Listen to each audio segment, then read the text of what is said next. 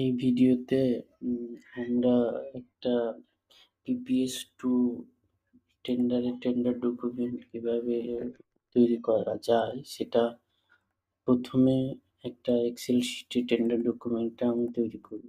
পরে এই Excel sheet থেকে ডাটাগুলো কপি করে আমি মেইন টেন্ডার ইজিপিজি টেন্ডারে আছে সেখানে কপি পেস্টের মাধ্যমে কাজটা সম্পাদন করব। তো প্রথমে আমি যে টেন্ডারটা করতে চাচ্ছি আহ, সেই টেন্ডারটা PPS2 সেই টেন্ডারটা অফিসিয়াল কস্ট এস্টিমেট ধরে নিচ্ছি আমি 35 লক্ষ টাকা। আর কাজটা সমাপ্ত হতে আমি ধরে নিচ্ছি যে আমার সময় লাগবে হচ্ছে 12 মাস। আর এই কাজের প্রথম যে বিলটা বিল বিল পেতে কন্ট্রাক্টরের ন্যূনতম 3 মাস সময় লাগবে। 1 মাস কাজ করার পরে বাকি 2 মাস বিল প্রসেসের কাজে, অর্থাৎ ন্যূনতম 3 মাস সময় লাগবে। তো সেক্ষেত্রে আমরা যদি মিনিমাম স্পেসিফিক এক্সপিরিয়েন্সটা দেখতে চাই, সেটা আমাদের আইটি ক্লজ PPS2 এর আইটি ক্লজ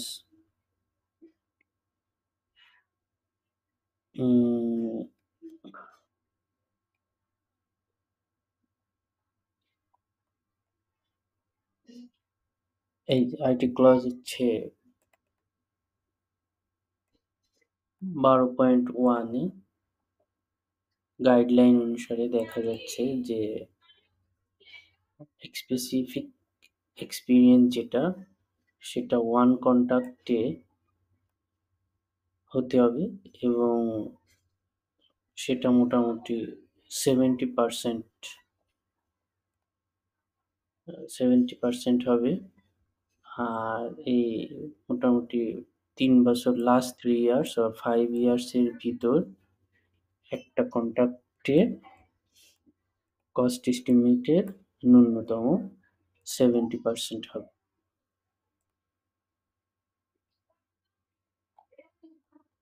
তো সেইভাবে আমি এখানে কস্ট এস্টিমেটের 70% এন্টার করছি। সেই হিসাবে আমার আসে হচ্ছে 24,45,000 টাকা। আমি রাউন্ড করে 25 লক্ষ টাকা দিছি। এখানে আমরা দেখতে পাবো যে এখানে এই 25 লক্ষ টাকা 25 লক্ষ টাকা দেওয়া হয়েছে। এরপরে যদি আসি অ্যানুয়াল টার্নওভার, অর্থাৎ বিগত অর্থ বছরে টেন্ডারার মোট কত টাকার কাজ কমপ্লিট করছে এই ইস্যুটা। তো সূত্র অনুসারে এটা বিগত অর্থ বছরে সে কত টাকার কাজ এস্টিমেট করছে সেটা হচ্ছে আমার করছে সেটা বের করার জন্য সূত্র দেওয়া আছে।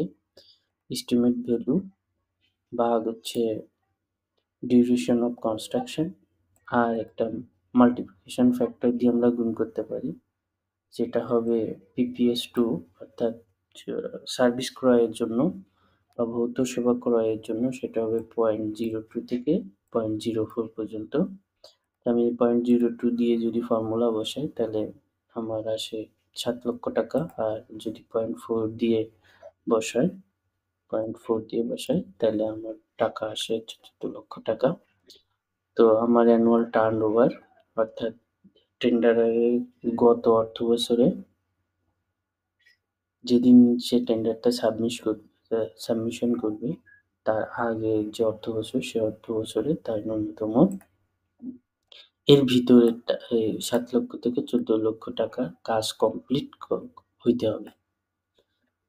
এরপরে যদি আমি রিকোয়ার্ড লিকুইড অ্যাসেট, মানে টেন্ডারের এই কাজটা কমপ্লিট করার জন্য তার ব্যাংকে কত টাকার স্থিতি থাকা লাগবে সেটা যদি বের করতে চাই, তাহলে আমি দেখব যে তার পার মান্থের এই কাজ করতে হলে তার ন্যূনতম পার মান্থের ক্যাশ ফ্লোটা কত আসবে, সেটা হিসাব দেখতে হবে। তো সেই অনুসারে আমরা দেখেছি টোটাল টাকা কাজ করবে 12 মাস, তাহলে পার মান্থ লাগবে টোটাল টাকাটাকে যদি 12 দিয়ে ভাগ দিই সেই টাকা। আর এই ৩ মাসের আগে সে যেহেতু বিল পাবে না, তার মানে ৩ মাসে এ টাকাটা খরচ করবে।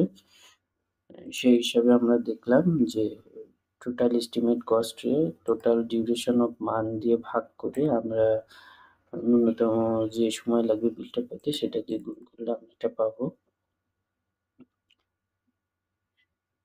এটা মোটামুটি হচ্ছে ৳৮,৭৫,০০০। আমি রাউন্ড করে ৳১০,০০,০০০ দিব। আর টেন্ডার সিকিউরিটি ন্যূনতম 3% হবে। সেটা হিসাব করলে আমার এটা আসে আমরা রাউন্ড করে ৳১,০০,০০০ দিতে পারি। এরপরে আমরা যদি টিডিএস প্রস্তুত করতে যাই, তো স্কোপ অফ টেন্ডারের ভিতরে 1.1 ক্লজে আমরা পিন নাম এন্ট্রি করতে হবে। তার মানে এই সেবাটা যিনি ক্রয় করবেন তার নাম দিতে হবে পিএস সেটা। নেম অফ দ্য সার্ভিস, সার্ভিসের নামে যে নামে আমি কাজটা করতেছি সে কাজ সেটা দিয়ে দিতে পারি। ডেসক্রিপশনের ভিতরে আমি ব্রিফ ডেসক্রিপশনেও কাজের শিরোনামটা দিয়ে দিতে পারি। টেন্ডার রেফারেন্সে আমি অ্যাজ পার টেন্ডার নোটিসে আমি যেভাবে উল্লেখ করব সেটা এখানে দিয়ে দিতে পারি। এরপরে কাজটা কমপ্লিট হইতে কত সময় লাগবে, কোন ডেটে যে কাজটা সমাপ্ত হবে এরকম একটা ডেট এখানে দেওয়ার জন্য বলা হয়েছে। ডেট আমি স্পেসিফিক ডেট না দিয়ে আমি বলছি যে কন্ট্রাক্ট হওয়ার পরে ১ বছর পর্যন্ত ১ বছরের ভিতরে কাজটা শেষ হবে। সোর্স অফ ফান্ড, হিসাবে উল্লেখ করতে হবে যে আমার ক্ষেত্রে জিওবি ফান্ড এবং এটা হচ্ছে পিডিবি রেভিনিউ ফান্ড, সেটা এখানে উল্লেখ করা হয়েছে। Name of the development partner নাই আমার, এই জন্য not applicable. R eligible tender, কোন টেন্ডাররা এই টেন্ডারটা সাবমিট করতে পারবে, যেহেতু এখানে বিপিএস 2 এর গাইডলাইন অনুসারে বলা আছে যে ওপেন টেন্ডারিং এর জন্য অল টেন্ডারার আর এলটিএম এর জন্য লিমিটেড টেন্ডার। যেহেতু আমার এটা ওটিএম সেজন্য এখানে অল টেন্ডারার দেওয়া হয়েছে। আর tender shall be valid license কি তার লাগবে। তো ভ্যালিড লাইসেন্সের ভিতরে আমি দিয়েছি ভ্যালিড ট্রেড লাইসেন্সটা লাগবে, টিন সার্টিফিকেট লাগবে, ভ্যাট সার্টিফিকেট লাগবে, ইনকাম ট্যাক্স সার্টিফিকেট লাগবে। আর লেবার শ্রম মন্ত্রণালয় থেকে একটা ট্রেড লাইসেন্স লাগে যেটাকে বলে ডিআইএফই, এটাও দেওয়া যেতে পারে।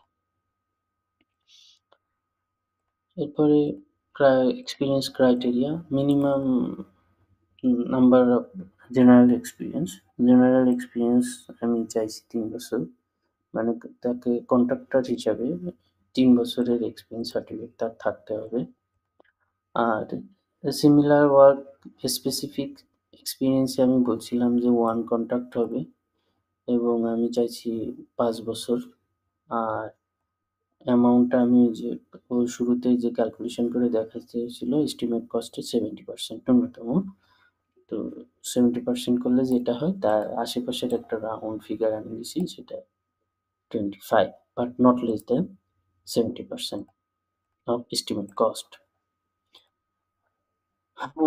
আর average the required average annual turnover, এটাও আমরা হিসাব করে দেখছিলাম আমাদের যেটা আসছিল। তো রাউন্ড করে আমি এটা দিছি, এখানে এখানে আমাদের হিসাব করা ছিল হচ্ছে ১৪ লাখ থেকে যদি আমি 0.2 ধরি, 0.2 ধরলে আমার ছিল ৭,০০,০০০ আর যদি 0.4 ধরি তাহলে আমার ছিল হচ্ছে ১৪,০০,০০০। আমি মাঝামাঝি ১০,০০,০০০ এন্টার করছি, ১০,০০,০০০ এন্টার করা হয়েছে এখানে। আর এরপরে আমার বলা হয়েছে দ্য মিনিমাম লিকুইড অ্যাসেটও আমি দেখছিলাম ৮,৫০,০০০ মতো আসছিল আমাদের। এখানে আমি প্রথমে ক্যালকুলেশনে দেখানো হয়েছে, এখানে আমি ১০,০০,০০০ টাকা এন্টার করা হয়েছে বা দেওয়া হয়েছে। এরপরে বলা হয়েছে যে কন্ট্রাক্ট সুপারভাইজার, মানে কন্ট্রাক্টর এই কাজগুলা টোটাল কাজটা যে সুপারভাইজ করবে তার তার যে ক্রাইটেরিয়া সেগুলো দেওয়া হয়েছে।